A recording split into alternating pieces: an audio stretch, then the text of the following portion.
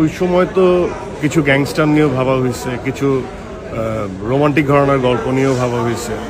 এবছরের মধ্যে দুটো শেষ করার একটা ইচ্ছা কারা এবং তাদের সাথে আমার যে চুক্তি হওয়া এটা পাওয়া যাচ্ছে এবং সামনে আরও এরকম ইন্টারেস্টিং খোঁজ পাওয়া যাবে। ডিরেক্টর, নায়িকা, কলাকুশলী এক এক করে অনবোর্ড যারা হয়েছে এবং আমরা হয়তোবা খুব শীঘ্রই সেগুলো আসবে সামনে।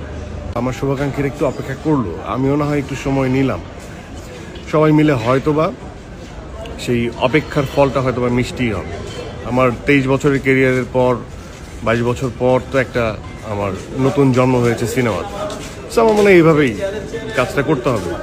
সিনেমার তো আরেকটা ক্যালকুলেশন, আমার নাটকের ক্ষেত্রেও পপুলারিটি যেমন দরকার এবং সিনেমাটা বাণিজ্যিকভাবে সফল হওয়াটা খুব দরকার। শুটিং আপাতত আমরা আমাদের প্ল্যান অনুযায়ী হয়তোবা উইদিন 2 মাসের মধ্যে হয়তোবা শুরু হবে এবং এটা আমার উপর অনেকটা ডিপেন্ড করে, কারণ আমার ক্যারেক্টারের যে ছাঁচটা সেখানে যখন নিজেকে সেট করতে পারবো তখন আর কি। তো চাপটা আমার বেশি।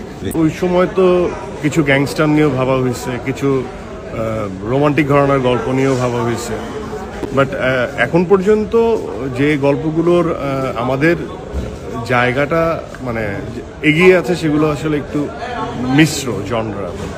Romanticism is there, thrill, action সবই আছে। এবছরের মধ্যে দুটো শেষ করার একটা ইচ্ছা আছে।